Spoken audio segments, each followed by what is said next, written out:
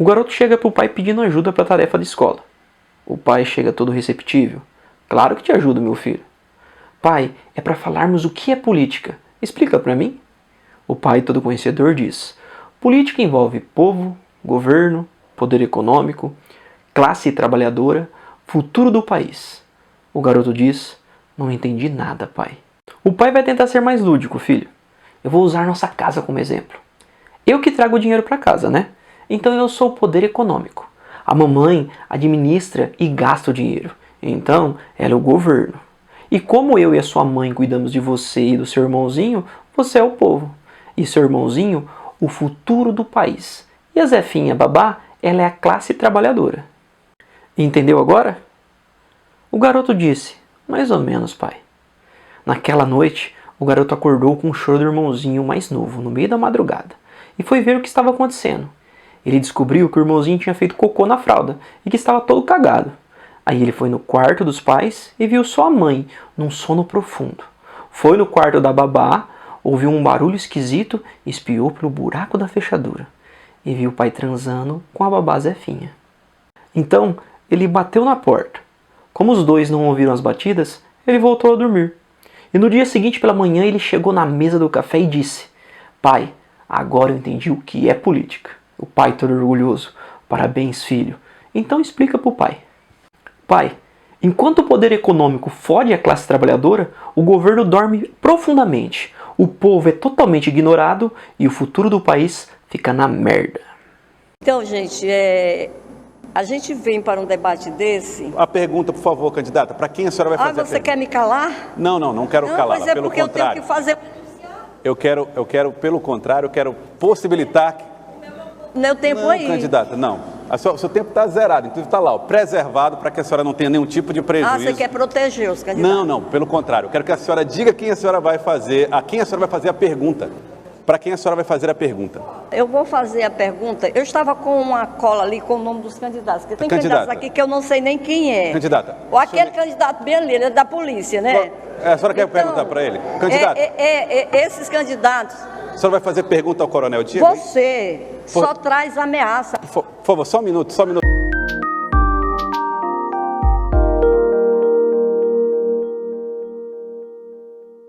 Historinhas como essa nos deixam na dúvida se é para rir ou se é para chorar.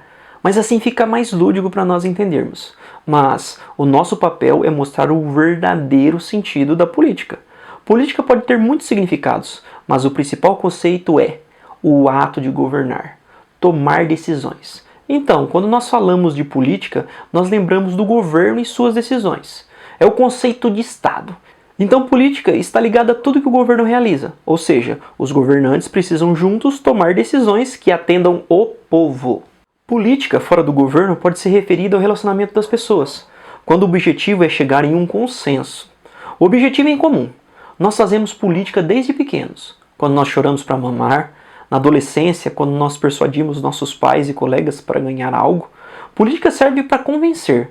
Vem do termo grego politike, que é a junção de duas palavras gregas, polis e tikos. Polis é cidade e tikos significa o bem comum dos cidadãos. Então, seria mais ou menos governo da cidade para o bem comum de todos os cidadãos. Então, política começa em casa, na família, passa pela escola e trabalho. Detalhe que esses também seguem uma hierarquia. Pais e filhos, diretoras, coordenadoras, professores e alunos. Até o CEO, diretores, supervisores, encarregados, líderes e produção. Mas, nesses, a democracia não é tão dominante. Aliás, em Atenas foi o primeiro exemplo de política igual nós vemos hoje, chamado de democracia ateniense. Um grego chamado de Clístenes, ele criou um modelo de assembleia, onde cidadãos, homens maiores de 18 anos, podiam votar nas decisões da cidade. Aí que se cria os termos de igualdade de todos perante a lei e obrigações, como o direito ao voto.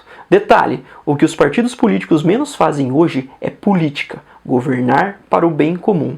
As siglas já se referem aos ideais. Aliás, política também significa a arte de governar. Aristóteles dizia que o homem é um animal político. Na realidade, ele queria dizer que os seres humanos não nasceram para ser isolados, mas para viver em grupo.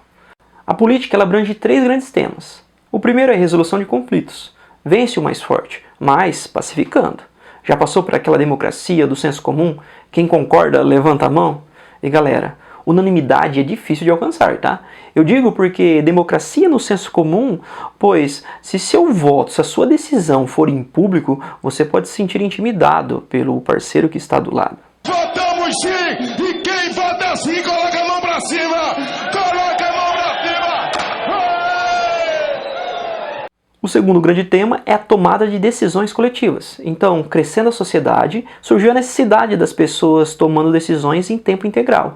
E para que tudo se tornasse uma votação popular, houve as escolhas daqueles que poderiam decidir por nós. O poder sobre os outros, que é o terceiro grande tema da política.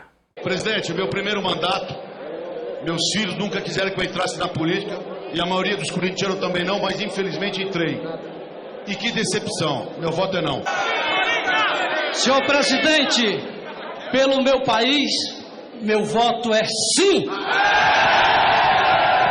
Glória a Deus. Presidente, todos ouviram aqui eu falar fora Dilma, fora Michel Temer, fora Eduardo Cunha, fora Rede Globo, mentirosa e fica difamando pessoas. Vocês podem ser grandes aos olhos do homem, mas para Deus vocês são pequenininhos. Em nome do Senhor Jesus, eu profetizo a queda dos senhores a partir de hoje. Deputado Eduardo Cunha, PMDB do Rio de Janeiro, como vota? Que Deus tenha misericórdia dessa nação. Voto sim. O poder, aqueles que nós escolhemos para decidirem por nós, o governo. Freud já dizia no seu livro O Futuro de uma Ilusão: nós temos a tornar nossa opinião um centro de vaidade. Pensa bem. Então eu não ofendi em nenhum momento, eu não tenho nenhuma forma de preconceito. Nenhuma forma, eu tenho um conceito estabelecido.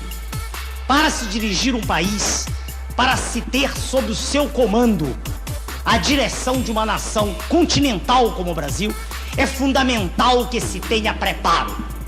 Não há nenhum preconceito quanto a isso. E o senhor candidato aqui presente, que poderá à frente defender-se, não detém escolaridade, e eu disse isso a ele, com respeito, não o ataquei, não detém o volume de informações, o acervo de informações que é necessário para conduzir os destinos da nação. Foi isso que eu disse. Por isso a nossa necessidade de aprendermos como funciona a política no nosso país. É tanta sigla, né, que fica tão difícil de entender quem manda em quem decide o quê. Primeiro, nosso sistema de governo se chama presidencialismo, mas isso não significa que o presidente manda em tudo, tá? Ele sim é o mais importante do governo, mas não tem poderes absolutos. Se ele tivesse, seria mais uma ditadura. Essa Constituição não basta de uma licença para companhias petrolíferas e interesses estrangeiros destruírem minha querida Vadia. Vadia vai continuar uma ditadura. Ah, calem a boca. Por que vocês são tão antiditadores? Imaginem se a América fosse uma ditadura. Vocês poderiam deixar 1% da população ter toda a riqueza do país. Os três poderes: executivo, legislativo e judiciário. Vamos pensar como se fosse uma empresa com 3 diretorias. A primeira é o poder executivo, a administração da empresa, no caso o Brasil. O segundo é o legislativo, ele define as regras e as leis, projetos. E se der treta, conflitos, nós vamos para o terceiro poder, a terceira diretoria, que seria o poder judiciário. No executivo nós temos o presidente, que seria o chefe, e também seus ministérios, no qual esses ministros são escolhidos pelo presidente para cuidar de determinadas áreas. Um exemplo, o Ministério da Educação, Defesa, Agricultura, Saúde, Economia e aí vai. No legislativo nós temos os deputados e senadores, o Congresso Nacional. São 513 deputados e 81 senadores. Muito do que o presidente quiser fazer tem que passar pelo Congresso. Por meio de votação, o Congresso aprova ou não. Lembrando, o voto deles não é secreto. E tanto deputados como senadores têm seus presidentes. Detalhe, temos a medida provisória. É quando o presidente executivo formula uma lei, um projeto, que precisa ser cumprido imediatamente. Porém, ela só se torna uma lei se o Congresso Legislativo aprovar. Lembrando que o presidente tem o poder de vetar alguma coisa aprovada no Congresso, ou seja, é uma via de mão dupla.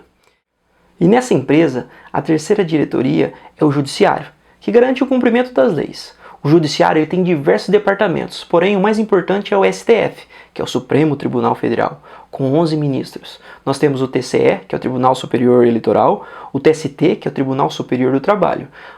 E a Polícia Federal ela se encaixa no Poder Executivo, mas subordinada ao Ministério da Justiça.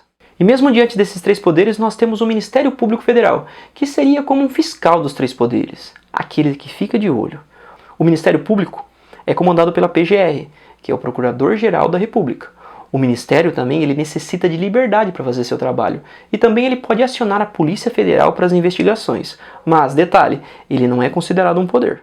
E mesmo desconfiando da política, nós sabemos de diversas operações que revelaram um sistema de corrupção entre os poderes. E o nosso medo de cidadãos é essa articulação, essa corrupção entre os poderes, o autoritarismo. Mas depois nós falamos disso. E também é preocupante as organizações, empresas que patrocinam campanhas querendo algo em troca. Exemplo, dá uma força com essa lei aí que está prejudicando o meu negócio, ou aprova minha licitação, aí uma mão lava a outra. A lei estabelece. Nós ainda não somos o Congresso Nacional, ministro Luiz Roberto. E não seremos, assim como o Congresso Nacional não será... A Constituição impõe o dever de prestar contas, o jeito não presta e não acontece nada. Não será o Supremo Tribunal Federal. A Constituição expressa. Há uma música antiga, não tão antiga, né? Cada um no seu quadrado. O nosso é interpretar a Constituição. E a Constituição prevê o quadrado do Congresso Nacional. Essa crença de que dinheiro público é dinheiro de ninguém é que atrasa o país. Não, essa crença de que o Supremo Tribunal Federal pode fazer o que bem entender, desrespeitando a legislação, também atrasa o país. Mas a Constituição diz expressamente que tem o dever de prestar contas. Atrasa. Não preste, não acontece nada. Ninguém aqui nesse tribunal... Ninguém aqui nesse tribunal, o ministro Luiz Roberto Barroso, acredita nisso.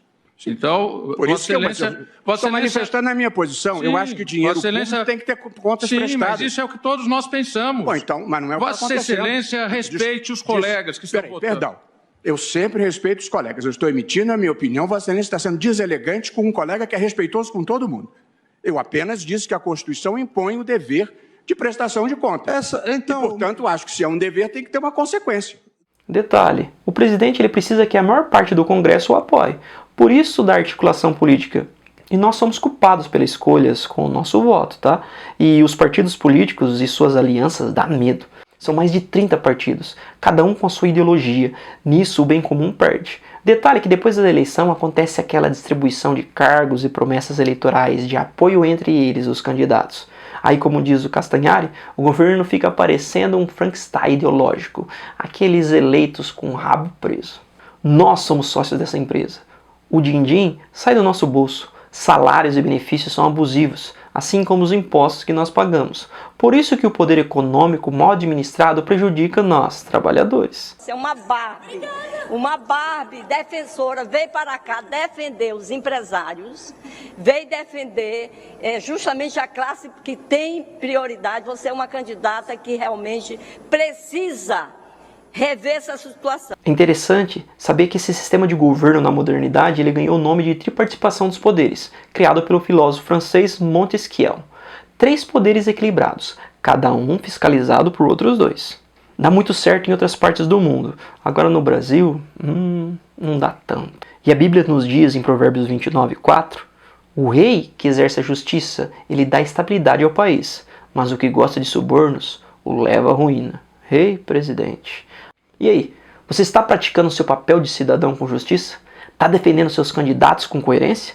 Qualquer candidato que você digitar no Google, você puxa a capivara. E mesmo com a tal da lei de ficha limpa, dá para descobrir o histórico, tá? E saber se ele merece ou não o seu voto. Eu detesto esta situação em que a nação brasileira se encontra, de absoluta desordem, em que não se respeita coisa nenhuma, em que os senhores da imprensa têm o poder total, como o senhor acabou de mostrar agora me interrompendo, em que os valores cívicos estão sendo todos lançados no ralo, em que não há mais na nação nenhum sentimento de respeito à família, porque no horário nobre passam cenas de lascívia, de sexo quase explícito, com a conivência dos diretores, e ninguém se preocupa em perguntar para um pai de família se ele gosta disso. Isso é liberdade absoluta. Então é contra tudo isso que eu ponho o meu discurso, a minha alocução. Quando o senhor me ofendeu agora, o senhor disse que eu sou exótico, se eu tenho barba é um problema meu. O senhor não tem nada a ver com isso. Deixe seu like, mesmo sabendo que a política não funciona como deveria. Se inscreva. Nós estamos chegando a 1000 inscritos. E no próximo vídeo vamos aprofundar mais sobre ideologias. Até mais. A sua visão de exótico... As manifestações são dispensáveis. E, doutor Enéas... Eu termino já. É porque ele por me favor, interrompeu. Terminarei seu tempo já terminou. As suas expressões de exótico traduzem apenas a incompreensão do senhor de um sentimento que eu represento, de uma insatisfação coletiva da nação, para com toda essa farsa que existe, apresentando-se um modelo, esse sim, que é de uma libertinagem. Doutor Enéas. Pois não, senhor.